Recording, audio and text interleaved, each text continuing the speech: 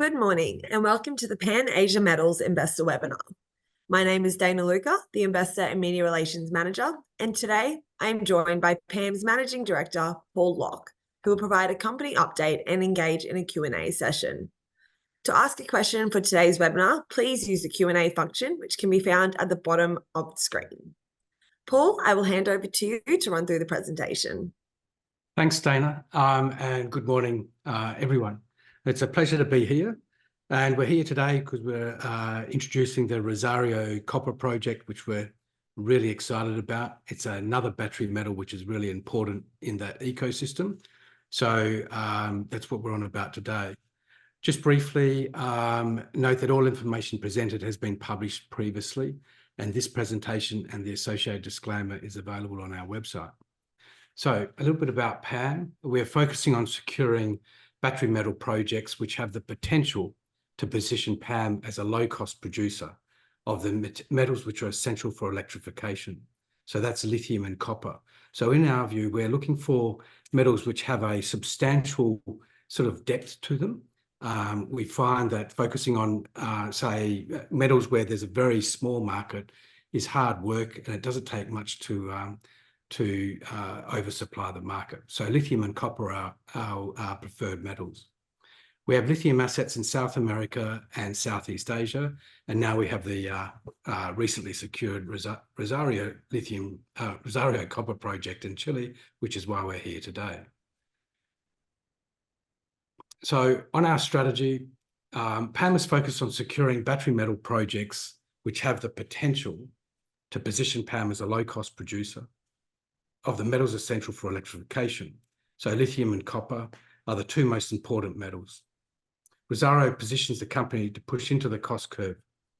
And by that, I mean, it's a project which has the potential to be low cost and push into the bottom of the cost curve. So our view is when we look at the cost curve, the right-hand side, which is high cost projects, they're there for the taking. We can push in under them and push them off the cost curve. So there's always a position for a low-cost project in the metals ecosystem. It's important to note that Rosario is not a pivot. It's a strategic asset. It has all the elements of a low-cost project. It's in the right metal and has the fundamentals required to offer PAM strategic options. So that's why we're here.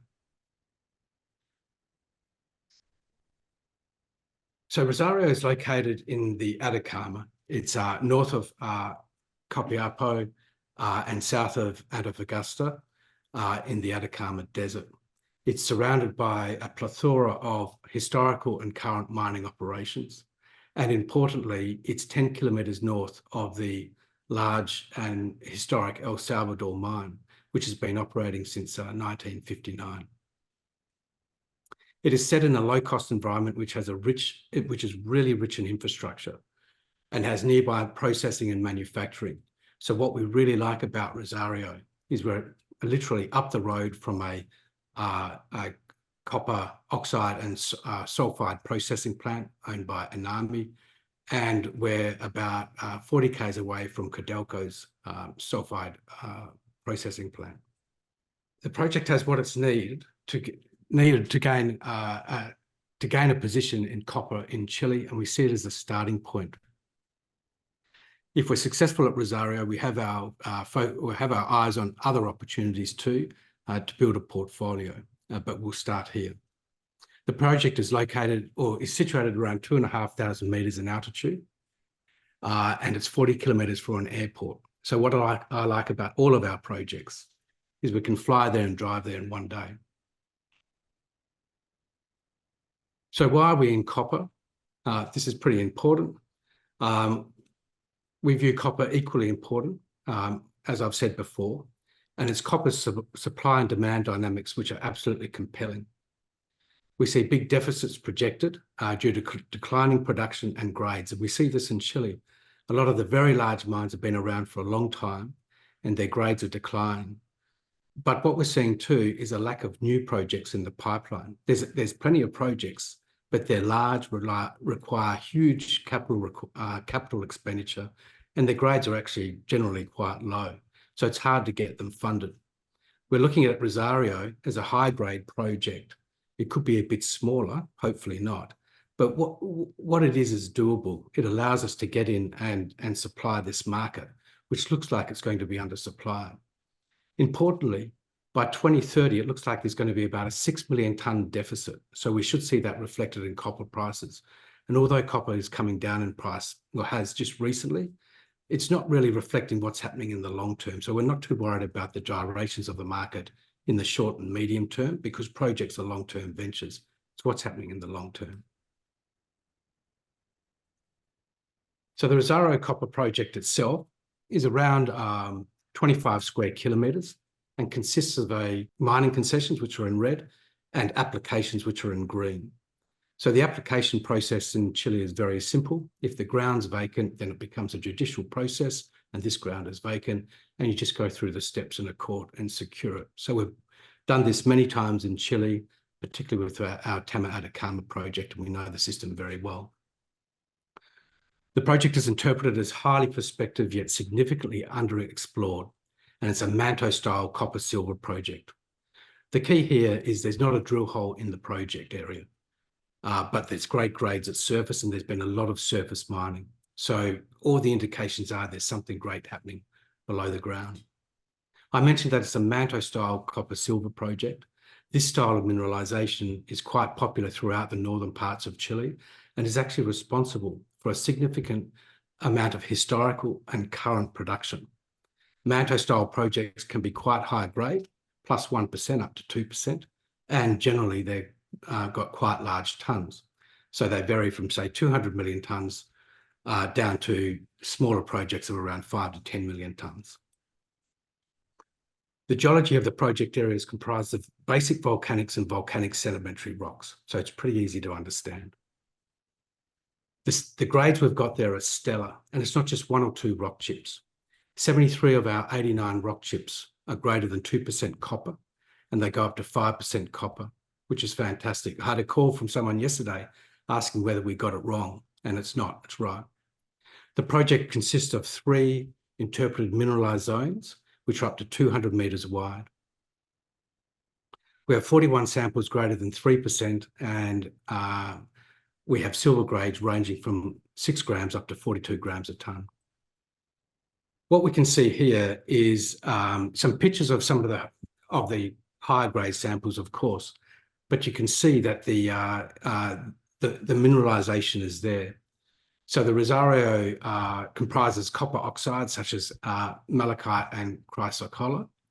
And at the deeper levels, below the weathered zone, we expect that there's going to be sulfide minerals, which is typical in a volcanic system, but we won't know that until we drill.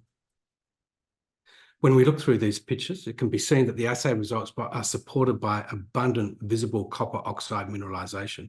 And this is what makes Rosario really compelling and really exciting, is when you walk around there on the ground, you can actually see the blue, and there's a lot of it.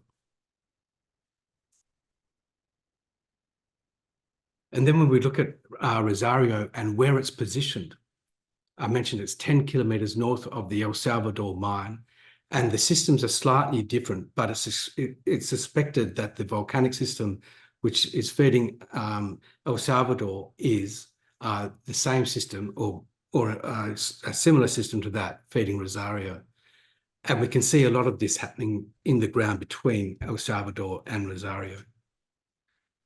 So what we've got here is a project which you don't see often. It's next to a very large, very old, a very productive historical mine, yet we've got the ground literally next door to it. And this seems a bit odd, but it's real. This is why we're really excited, because you very rarely come across something like this. When we look at the mine and what's happening around there, this is the mine here. You can see the PAM holdings here. You can see El Salvador here. And what's key is you can see these arrows, and you can see that from PAM's Rosario holding down to a port is about 130 kilometers downhill, to drive downhill. From Rosario to a processing plant owned by Anami, it's about 100 kilometers. And see this chart here, this tracks the decline as you go from Rosario to the processing plant. You can literally roll a truck from Rosario down to the processing plant. We've got an airport here, 40 k's from the project area, and we've got Codelco's smelter here, 50 k's from the project area. So there's a lot of infrastructure happening here. One of the big issues in Chile is water, and there's a lot of desalination happening. We've got many desalination plants along the coast here, feeding mostly mining projects. And right now there's over 30 plants which are operating and proposed, and this number is growing. The infrastructure is really strong. So we've got Route 5 here, which is the main north-south highway through South America. And then we've got a lot of sealed roads all the way up to the project area. The last 10 k's is unsealed, but a very good road. And given the El Salvador mine's been here for so long, there's a lot of great infrastructure around the project. So it's very easy to get in and around and do our work. What's really important is the style of deposit. So when we look at the copper peer group, a lot of companies are focusing on porphyries and, you know, IOCGs and getting the biggest project possible. What we're really focused on are nimble projects where we get high grades and low operating costs. And I pulled this chart out of Hot Chili's presentation. Thanks, Hot Chili. And what I like about it is that the project with the lowest capital intensity by far is a Manto-style copper silver project. And that just shows how cheap they are to build, or can be to build. This project, in fact, is north of our project, just near Antofagasta. So our next steps and what we plan to do. Right now, we'll do some additional geochemical sampling, mapping, and trenching, and then we're going to start some geophysics. And in this system, we expect to run some lines down the spine of the 3 trend areas, and then some lines crossing it, and that'll help us identify drill targets quite easily. And then it's on to drilling. We expect to have the geochemical work and the IP work completed by the end of the year. And we could see drill rigs there around Christmas. That's the hope anyway. A little bit on Pan Asia Metals. Right now, we've got a market cap of around 15 mil or so. 4 directors we've been working together for over 10 years, where our origins are in Southeast Asia, but we've been in Chile for over a year now, and we've been looking at Chile for a long time. I'm the largest shareholder with around 25%, and board and management has a lot of skin in the game. So we're aligned with our shareholders. Our capital structures are very simple. We work hard to keep it simple. We don't have a lot of options and warrants on issue. We have a small convertible note that we don't regard as too much of a hassle. And that's it. Thank you very much. Thanks, Paul. And now for some questions. And again, I'd like to encourage webinar attendees to send through their questions using the Q&A function that can be found at the bottom of your screen. First question. So the announcement lodged yesterday mentioned significant exploration potential. And I know you did touch on this in your presentation already, but are you able to outline the specific exploration activities planned for the Zario Copper Project and the timeline for these activities?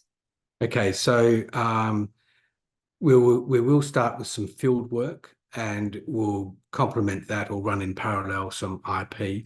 So we expect that to start pretty soon. In fact, we're going to run that IP program along with a Tama Atacama geophysics program. So we expect to be on the ground probably in 6 to 8 weeks. Then with that, we'll identify drill targets, and we should have this mapped out pretty well by the end of the year. So we would be looking to drill, say, around Christmas, if not earlier. Great, thanks, Paul. And you mentioned that there are high copper grades from initial samples. How do these grades compare to other projects in the region? Well, you don't really see many projects which are, or a lot of projects might produce, you know, a 3 to 5% rock chip or a couple of rock chips, but you don't see many projects with a whole suite of rock chips spread over the area of the project, which averaged 2% or just over 2%. And we've got a whole, almost half of them above 3%. So we've got three trends here at Rosario.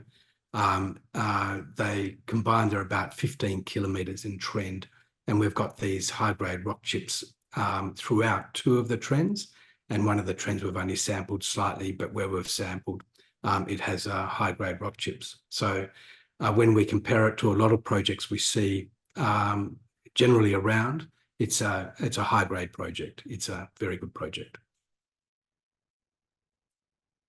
Great. And what kind of drill program are you looking to commence this year? Well, it would be an RC program. So that depends. I guess there's no water table here, so RC, it's pretty easy. Okay. And finally, what should shareholders look forward to over the coming 3 to 6 months? Well, I'm hoping that we produce a lot of fantastic IP work. I have no doubt that our sampling will be high grade, but it's the IP work and the drilling which matters. So some fantastic hits in the IP work, almost guaranteed to produce drill targets here, and then some fantastic drill results. So I expect we'll be able to produce drill results just after Christmas. Hopefully we all get a great Christmas present. Great. Thanks, Paul. That's all we have time for today, everyone. If we have missed any of your questions, please feel free to reach out via the contact details on the bottom of our ASX announcements. Thanks again, and we look forward to hosting you again soon. Thanks, Dana.